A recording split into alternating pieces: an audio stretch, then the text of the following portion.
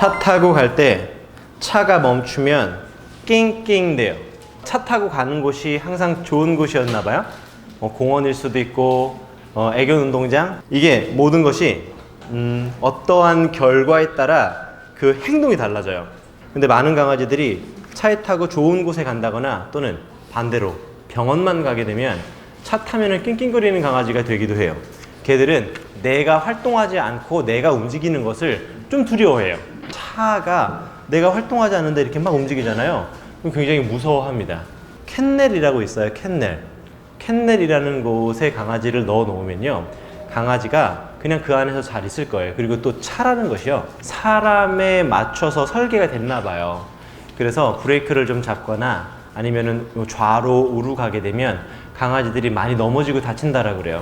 브레이크 밟으면 우리는 알잖아요. 이렇게 좀 몸이 움직이잖아요. 근데 걔네들은 뭐 서핑하는 것 마냥 가야 되는 거예요. 그래서 출발하면은 뒤로 넘어지고, 브레이크 잡으면은 앞으로 넘어지고, 좌회전하면은 옆에 창가에 얼굴 부딪히고, 그래가지고 여기가 터져가지고 보호자님 오자마자 다시 가신 적도 한 번 있거든요. 캔넬을 사용하시면 훨씬 더 좋고요.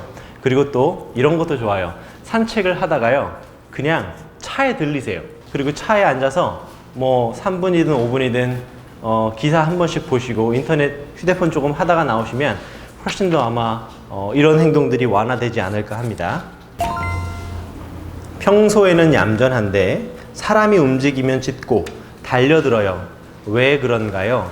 아마 이게 집에 왔을 때의 행동인 것 같은데요. 여러 상황들이 좀 보이기는 해요. 평소에 얌전한 게 아닐 거예요. 그냥 평소에 가만히 있는 걸 거예요.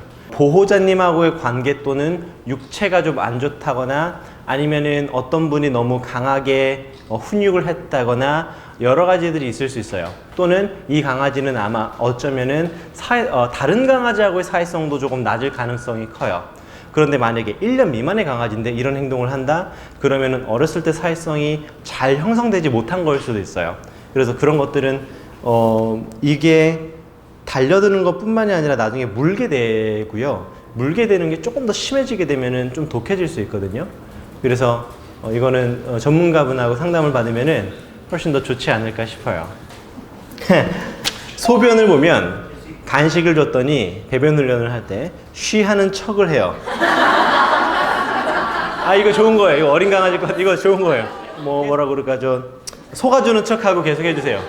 이게 좋은 거예요. 아니, 예, 근데 나도 못 본 척 해도 돼요. 못 봐, 이렇게 하고, 이거 나중에 한 3번 정도 했을 때, 했네? 그러면 짚고 긁고 하면 어떻게 하시나요, 혹시? 가서 확인하고 진짜. 네. 보호자님이 조금 잘 챙겨주는 편이신 것 같아요.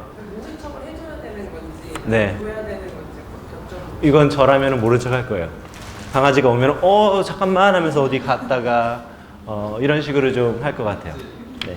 괜찮아요. 섭섭할까봐 그러는 거죠? 네. 뭐, 괜찮아요. 그럴 수 있어요. 네. 질문이 있네요. 이사 가기 전 노견이 12살이고요. 노견과 3년 된 강아지가 함께 살게 될 것 같은데, 딱 어떤 집이냐면 저희 집이에요. 12살 노견이 3마리가 있고요. 3살 반 된 바로가 있어요. 바로가 되게 답답해요. 우와, 되게 느려. 느려. 막 이래요. 환장하네. 되게 답답할 거예요. 근데 3살 됐으면 많이 이해해주고 인정해줄 거예요. 그런데 둘이 똑같이 활동하게 하면 안 되고요. 노견이라면은 자기가 경쟁에서 진다라는 걸 알아요. 그래서 얘만의 시간을 되게 많이 갖게 해주셔야 되고요. 따로따로 산책만 잘 해주시면 되고요. 또 하나, 먹이에 대한 스트레스 주면 안 돼요. 먹이를, 전 이거 되게 싫어하는데, 여러 마리 놔두고 하나씩 주는 거 있잖아요, 간식. 이건 하면 할수록 마이너스예요. 당장 싸움이 안 일어나요? 점점 나중에 싸움이 일어날 가능성이 커요. 얘를 먼저 주게 되면 점점점 여기가 명당이 되게 돼요. 명당. 그럼 강아지가 전부 다 일로 오려고 그래요. 그럼 간식만 딱 들면은 여기 오려고 서로 끼어들고 엎치락 뒤치락. 그럼 이런 것들이 나오기 시작을 해요. 예전에 어떤 집이었는데요. 음식을 꺼내면 어떤 아이가 가만히 있는 어떤 아이를 물어요. 그 보호자님은 잘 몰랐지만 지금까지 너무 n분의 1로 사랑하고 싶어 했었어요. 너 한 번 만졌어? 너 한 번 만질게? 이거는 불공평한 거예요, 사실. 공평하지 않아요. 가장 좋은 건 이쪽 방, 이쪽 방 넣어놓고 밥 준비를 하시고 그 다음 밥 주고 만약에 얘가 더 빨리 먹었어요? 얘부터 풀어주면 안 돼요. 얘도 다 먹어야지 나올 수 있어요. 그리고 다 먹었으면 밥그릇 픽업, 다 먹었으면 밥그릇 치워주고 넣어놓고 가 좋아요. 이렇게 다견가정이 해주시면 훨씬 더 문제 없는 급여가 될 겁니다. 누구죠? 딱순투다. 이거 딱순투 2마리 엄청 뭐 하겠다. 딱순투 2마리 견주입니다. 어쩌다 가끔이긴 하지만 으르렁대며 몸싸움을 하면 억지로라도 떼어내야 하겠죠. 그 후 어떻게 대처해야 할까요?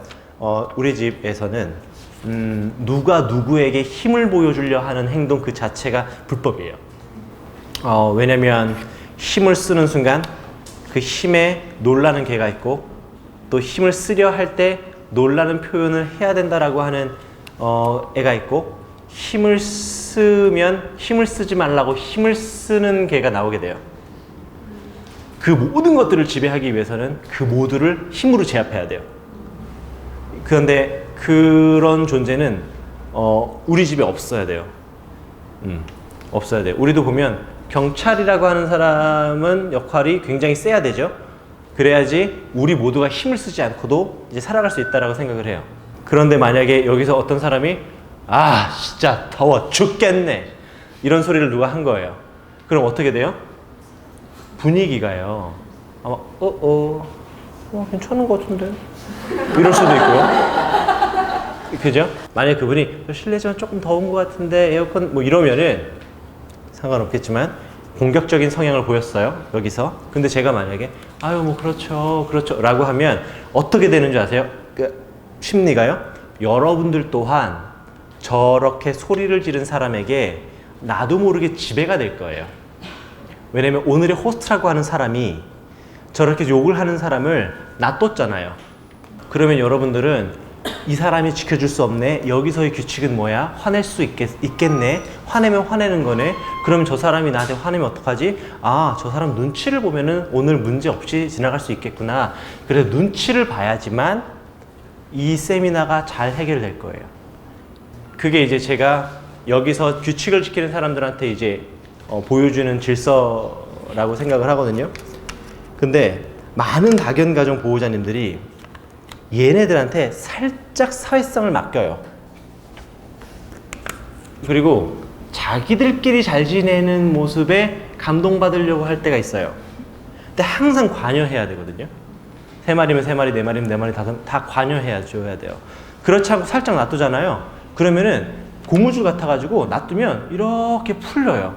그래서 조금씩 이렇게 지나가다가 하다가 가만히 엎드려 있는데 누가 내 앞을 지나가려고 그러면 이런 소리들이 하나하나씩 생길 거예요.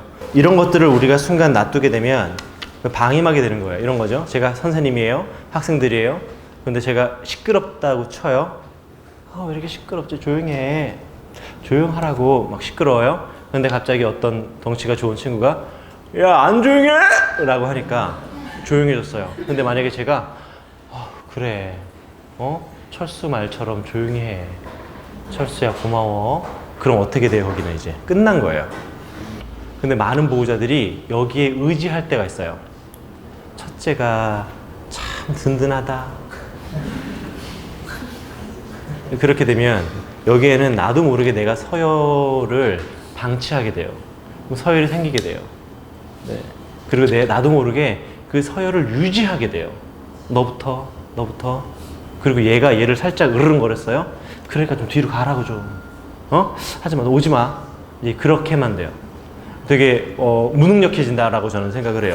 아마 이 집은 가끔 싸우기 전에 분명히 전조 현상이 있어요. 밥을 이렇게 줬을 때 한 마리가 빨리 먹고 빨리 한쪽으로 가가지고 뭐 방해한다든지 아니면은 그냥 계속 한 마리가 한 마리를 막 계속 핥은다든지 분명히 이 안에 이 이야기가 있을 거예요. 왜냐면 첼시가 가끔씩 왕 해요. 근데 첼시는 몸이 아파요.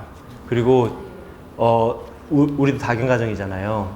저는 성인의 수만큼 개가 있어야 된다고 이야기를 하거든요. 근데 성인이 2명인데 걔가 4마리예요. 벌써 초과한 거죠. 여러분들은 이렇게 되지 마세요. 알았죠? 여러분들은 꼭 성인의 수보다 적게 기르셔야 돼요.